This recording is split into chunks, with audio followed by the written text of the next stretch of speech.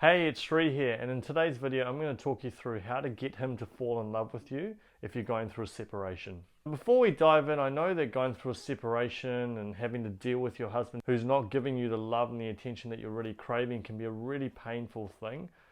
And if you are going through that, my heart goes out to you. I know it's a really difficult thing, and I want you to know that you're not alone. There's a lot of women that I interact with on a regular basis who are going through some really difficult times. And so if you're in that position and you're struggling and you're not sure what to do next and you're really needing some guidance and some support on this journey, then I'd love to be of service to you. So if you do want to speak to me personally and you want to learn a little bit more about how I can help you, then all you need to do is in the description section below, just click on that link which just says book a call with me.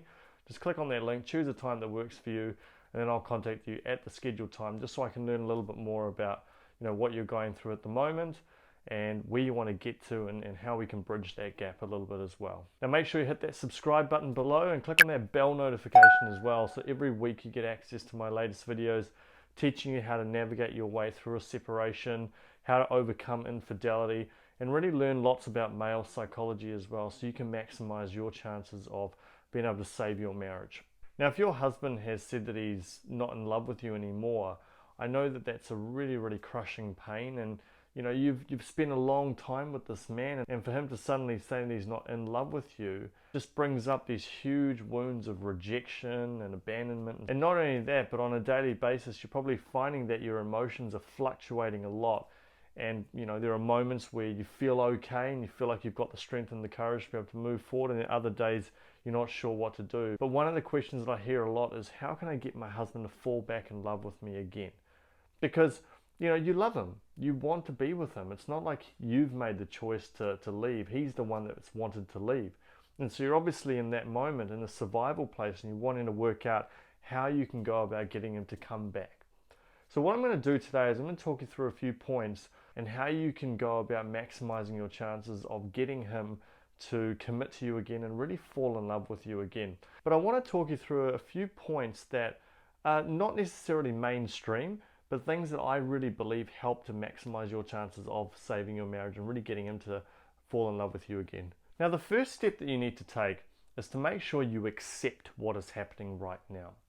Now, there's a lot of misconceptions around the word acceptance. People often think that if I accept what's happening right now, then I'm basically surrendering, I'm just giving up, and I'm essentially just enabling him to continue on this path where he's said that he's not in love with me anymore and he wants to go and find someone else. It's absolutely not the case.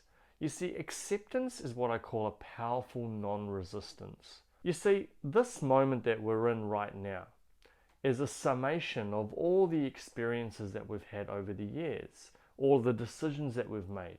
So if we're effectively saying we don't want this now, or we hate this moment, we're basically resisting everything that's kind of happened in the past.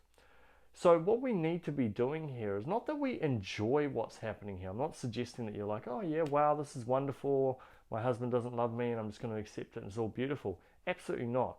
We obviously desire him to come back. But if you keep resisting, in other words, if you're feeling like, oh, I want him so badly and it's really crushing me every single day and I just don't know what to do, I'm struggling and it's hurting so much. When you're in that place, that's what we call resistance. And if you're feeling that resistance, you're effectively saying, this moment, I'm resisting what is happening right now. And if I'm resisting what's happening right now, what I'm basically not allowing myself to do is find a level of peace with what's happening. You see, if you look at your life, have you made really good decisions when you've been in a highly emotional state? And the chances are you haven't. I mean, I know for me, whenever I'm in a place where I'm highly emotional, I'm not quite, in that centered and grounded place that I know I'm at my best, I'm going to make some poor decisions. So this is about making sure that you're getting to a place where you're making the best decisions that you possibly can. And that comes from a place of acceptance, where we acknowledge and we say, you know what? I accept the circumstances as they are. Yes, I desire him to come back, but I accept it for what it is. But the other key point is I accept my emotions as they are as well. Even though I say that negative emotions aren't necessarily going to make you make the best decisions, In order to heal those emotions, you have to get to a place of acceptance of those emotions first. You have to accept what you're feeling right now, whether that's sadness, anger, fear, rejection, whatever it is. You have to accept that emotion, because once you accept it, you can move through it. But if you haven't accepted it, it's going to keep plaguing you over and over and over. And that's what ultimately creates more and more of the pain and prevents us from being able to really heal. We've got to heal from within. Otherwise, we're just going to continue to face up to more and more of these problems and more of these challenges. And you know, part of you might be listening to this and finding it really hard to comprehend, because, hang on, why would I want to accept my emotions? Why would I want to just accept it as it is? Because isn't that just allowing it to continue on? Absolutely not.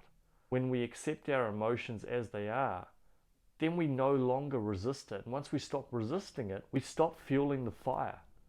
That's literally what happens when we keep going, oh, I'm so angry, I'm so pissed off at him, and so on. All we're doing is literally grabbing gasoline and pouring it over the fire, and that just intensifies it even more and prevents us from truly healing. We've got to accept the present moment as it is right now. So that's the first step that we need to take. And the second step you need to take is you've got to fall in love with you. Now, when you're in a difficult place like this, and as I said, you're going to be feeling emotions such as rejection, fear, anger. Those are the complete opposite of love. And remember, life is a mirror. So what we feel on the inside is ultimately what is reflected on the outside.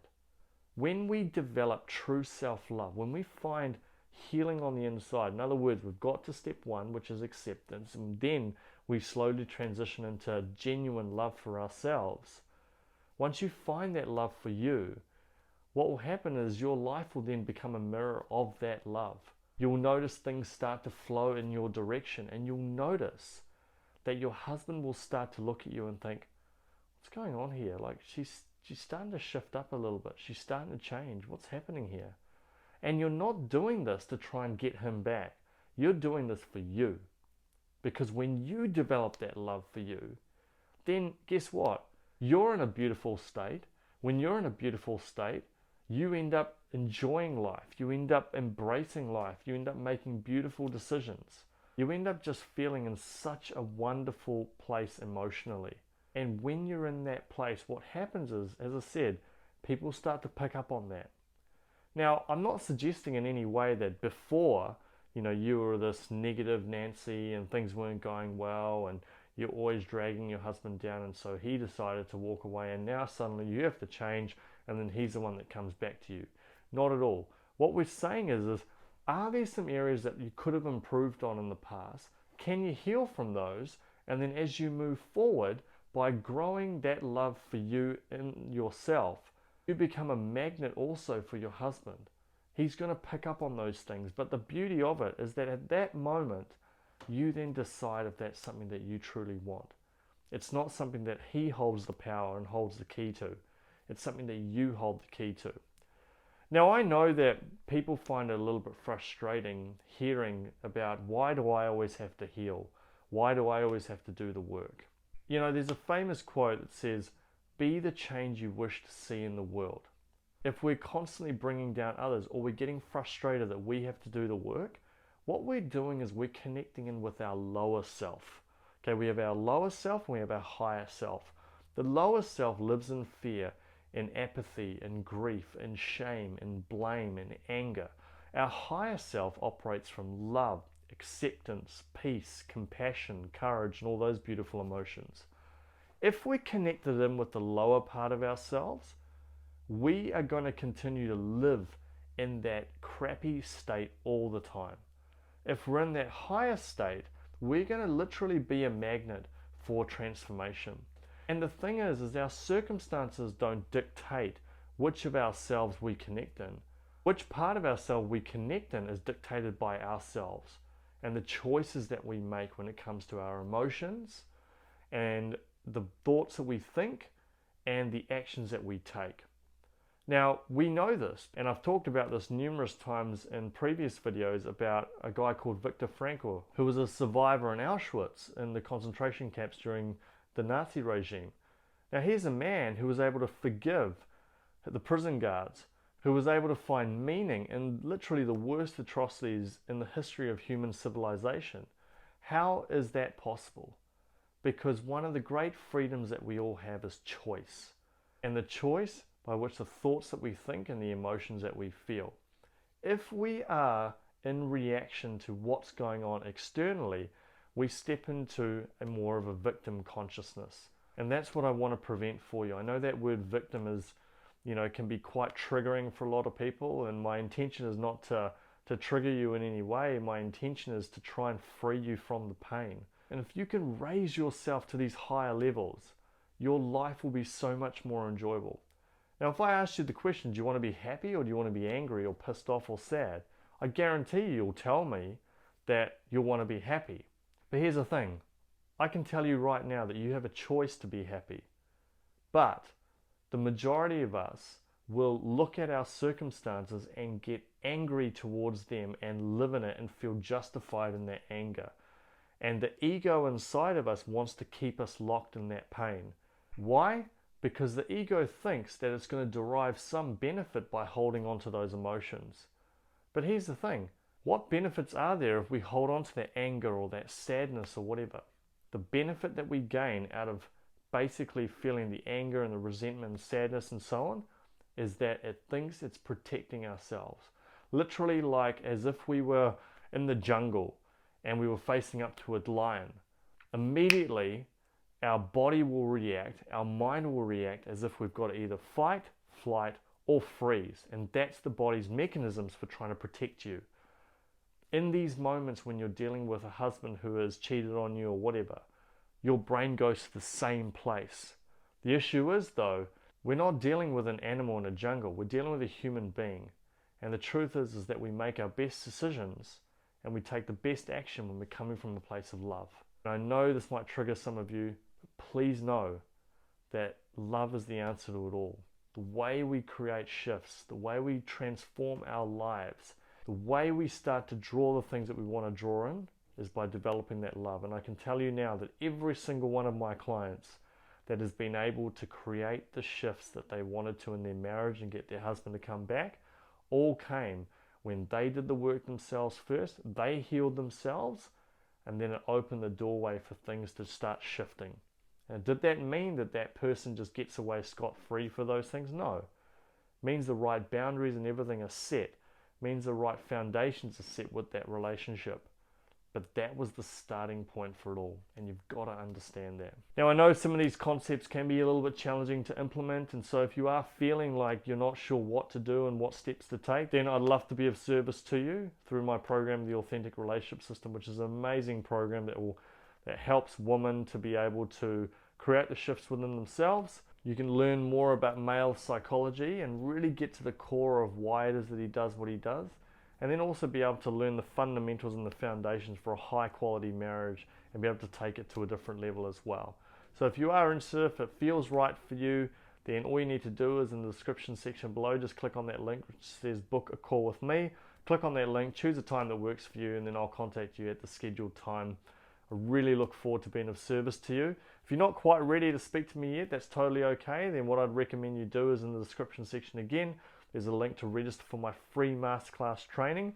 Just click on that link, choose the right time that works for you, and then just come along with an open mind. It's all virtual, so come along with an open mind, bring a pen and paper, stay focused, write plenty of notes, and I promise you'll get a ton of information because it talks you through the 3 steps my client Sarah used to be able to save her marriage in less than 60 days. She's a remarkable woman, and I know you'll get lots out of it as well.